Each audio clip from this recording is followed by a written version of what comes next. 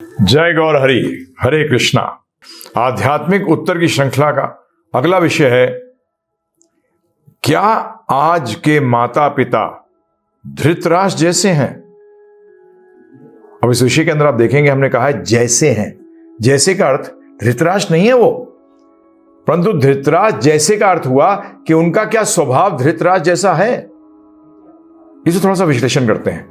स्वभाव भगवद गीता के अनुसार दो प्रकार के होते हैं सिर्फ। एक स्वभाव होता है भोग का, एक स्वभाव होता है योग का।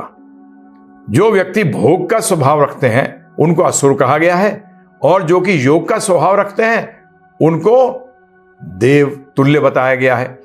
अब समझिए, भोग का स्वभाव क्या होता है? शोषण का स्वभाव, कि जो देखो उसको भोग करने की कोशिश करो। अगर आपके पास नहीं है तो यत्न करो, मेहनत करो और उसका भोग करो। अब उस वस्तु का भोग करने के लिए आप क्या करते हो? लोगों का शोषण करते हो। तो आप बोलोगे नहीं जी, मैं तो ईमानदार हूं। नहीं, आप ईमानदार चोरी के रूप में ईमानदार हो। आप बोलोगे चोर ईमानदार कैसे हो सकता है? चोर का मतलब सारा जो आप देखते हो ये आपका तो है नहीं, ये तो भगवान कृष्ण का है, ये तो भगवान का है। और आप क्या करते हो? उसकी चोरी करते हो, फिर बराबर बराबर आपस में बांट लेते हो और कहते हो कि मैं तो बहुत ही ईमानदार व्यक्ति हूं। ये चोरों में ईमानदारी कहलाती है। अब दूसरा स्वभाव क्या है? योग का स्वभाव। योग का मतलब जो भी चीज देखते हो जानते हो भगवान की है, इसलिए भगवान श्री कृष्ण की सेवा में लग जानी चाहिए। उसका मतलब जो मालिक है उसके साथ आप उस चीज को जोड़ देते हो, योग कर देते हो उसका।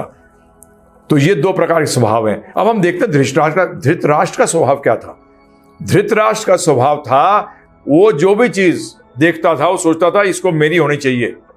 पांडु पुत्रों को पूरा राज्य जाना चाहिए था, क्योंकि उत्तराधिकारी पांडु के उनके पुत्र थे 5 पांडव। परंतु धृतराष्ट्र उनको कुछ नहीं देना चाहता था। हकीकत के अंदर वो चाहता था कि मैं ही सब कुछ भोगूं। क्योंकि वो भोग नहीं पा रहा था तो सोचता था कि बच्चा भोगेगा तो उसके इनडायरेक्टली, सीधी तौर पे नहीं, बच्चे के थ्रू, अपने बेटे के थ्रू, दुर्योधन के थ्रू मैं क्या करूंगा? इस सारे राज्य को भोगूंगा। क्योंकि जब तक मैं रहूंगा मैं तो राजा रहूंगा, और मेरा बेटा जो है वो राजकुमार रहेगा, और मेरे बाद वो राजा बन जाएगा।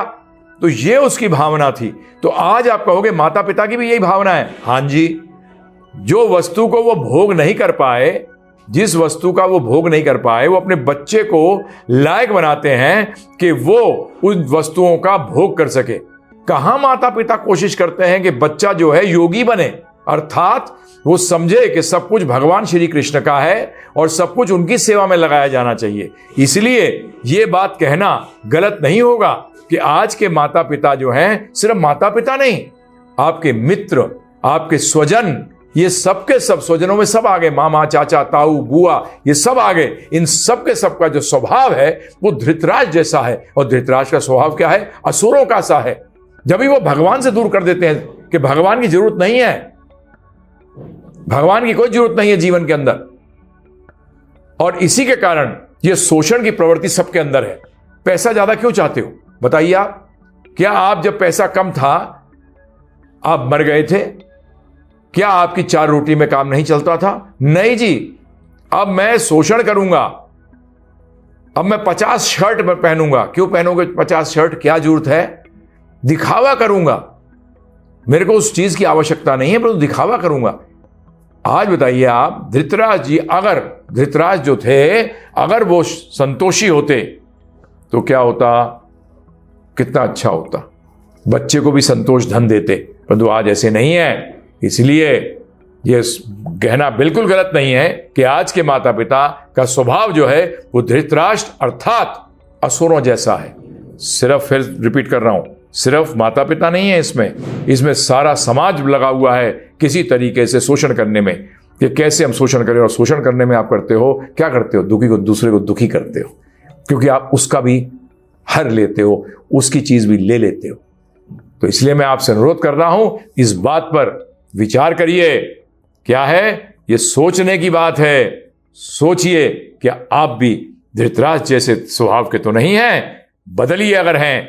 हम सब उस धृतराष्ट्र जैसे स्वभाव वाले हो जाते हैं, परंतु इसको बदलना पड़ेगा। तो ये सोचने की बात है, सोचिए। धन्यवाद। जय गौरहरि। हरे कृष्णा।